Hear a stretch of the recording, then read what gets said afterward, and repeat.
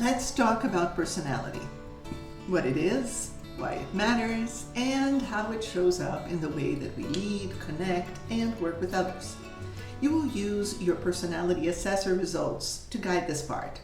And no stress, we're going to go way deeper into this topic in OGL 413, Team Leadership and Relationship Building. But for now, this is just a warm-up to get you thinking. Okay, so let's start with definitions. Personality is the stuff that makes you you. The patterns, the tendencies, all that. It has to do with the way you act, react, lead, connect, and show up in the world. Personality is meaningful because it affects your relationships, your choices, your leadership. And it's relatively stable, not set in stone, but not flipping every 5 minutes either. Sure, we all grow, we all change, but personality tends to stick around.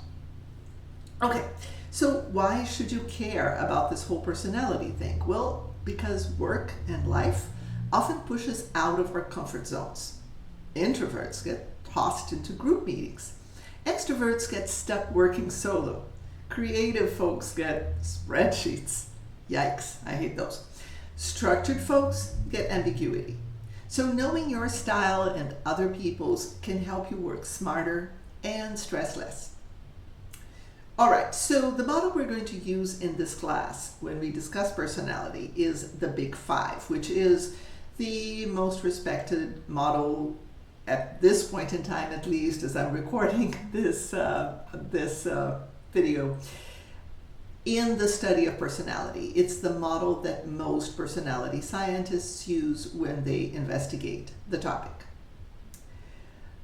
In the Big Five, there are 5 major personality categories. We all have them in varying degrees. These are not boxes, by the way. They're more like sliders, and each one comes with strengths and potential watch-outs. Let's start with extroversion. Extroversion is about how much you enjoy being around people. Extroverts bring energy and warmth. They're great at connecting, leading group work, starting conversations, and yes, being pretty inspirational when they're excited enough about whatever they're doing. But extroverts can also dominate a space without meaning to. Introverts, on the other hand, are deep thinkers and often awesome listeners. They just need space to process and might not jump in right away. Neither is better. It's all about balance and often about having groups of introverts and extroverts in the team. Agreeableness. Agreeableness is about how cooperative or direct you tend to be.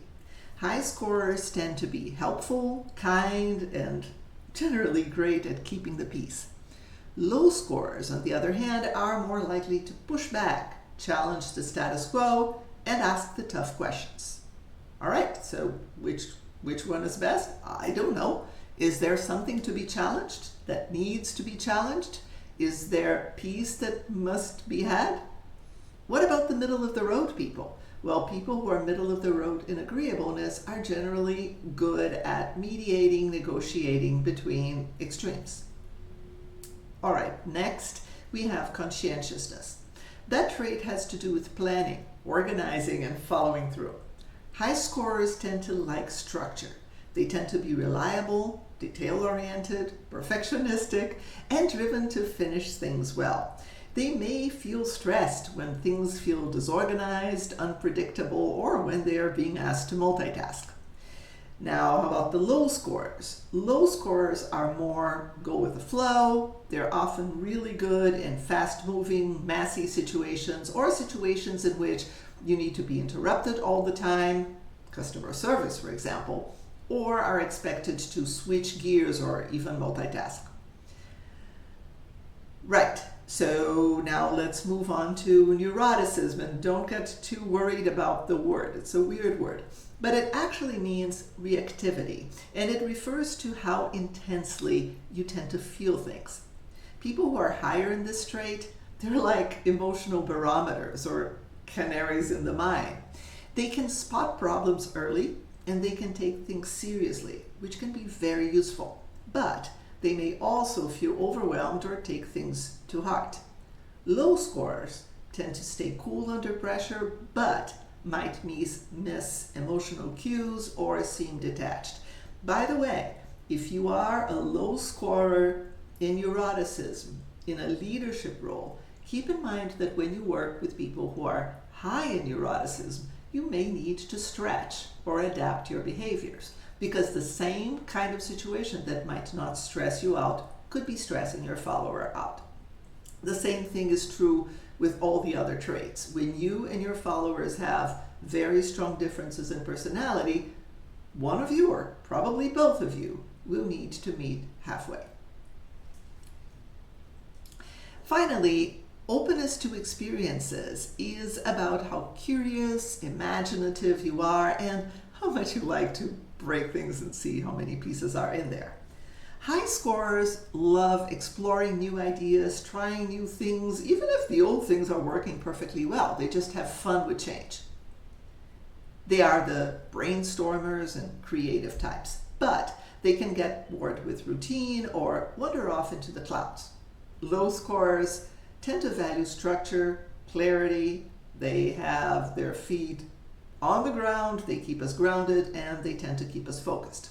Teams work best when there's a mix, because each trait adds something valuable. So if you have, one question that I very often get asked is, well, how can I quote unquote grow? And what they mean is, how can I change my traits? Well, as I often say, there is beauty in every nature. There is nothing broken with you because you're, high or low in trait X. All positions are good and helpful in a team. What's important is to be self-aware, because there are situations in which our personality traits could be giving us some blind spots. And also because when you're leading people, you need to relate to them, and you need to understand who you are, who they are, and where there could be some sandpaper moments between you, merely because you have different tendencies. Okay, so what's your next move? Take a look at your results. See what feels true, and start thinking about how your traits might shape your leadership style and how you relate to others. But remember, the report you received is not an oracle, and it's not foolproof. There could be measurement errors for a variety of reasons. So this is just a snapshot, a conversation starter, a reflection starter, and a chance for you to start thinking about what your normal tendencies are. All right, that's all I wanted to say for now. This time, start reflecting on how personality traits could be affecting you, and there will be a place in Canvas for you to enter both your personality results and your reflection answers. Take care and happy learning.